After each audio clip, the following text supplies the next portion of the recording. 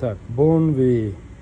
Bu yog'iga mana xudo xolasa skuter mototsikl deb yozilgan. Akalar,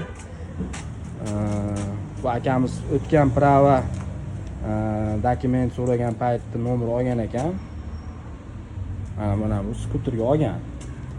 Akamiz endi qonunga mos qilib yuraman degan. Endi hozir masalan mana akamizga bu skuter yoqmayapti-da. Bittasiga sotmoqchi bu skuterni.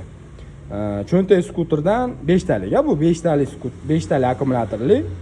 Asha 50-60 kilometrgacha yuradigan skuter. Tezligi asha 50 gacha chiqadigan speedometr ko'rsatadi. 30-35 yuradi mashinaning tezligida. Shunaqa ko'rsatadi.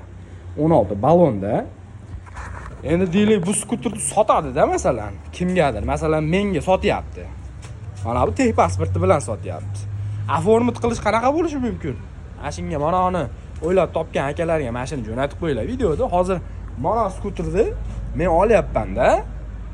Qanaqa oformit qilamiz? Men bu skuterni hozir 1,5 millionga ham olmayman. Bunday aytganda, qo'pol qilib aytganda. Chunki bu ancha yurib qo'ygan. Bu skuterni yerga urishmas, pastga urishmas. Nomeri bormi, yo'qmi, umuman farqi yo'q. Men boring yana 1 millionga oldim deylik. 1 millionga oldim shu skuterni. Qanaqa oformit qilamiz?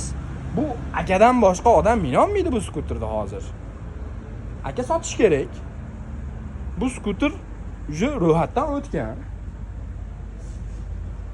Bitta oxiriga anaqa qilib yuboringlar, oformit puli qancha bo'ladi, oformit puli? Shu degani mashinaniki bilan bir xil bo'ladimi? 7 millionga tushamizmi? Shuni jo'natib qo'yinglar, mana shu narsani o'ylab topgan odamga qanaqa javob berar ekan?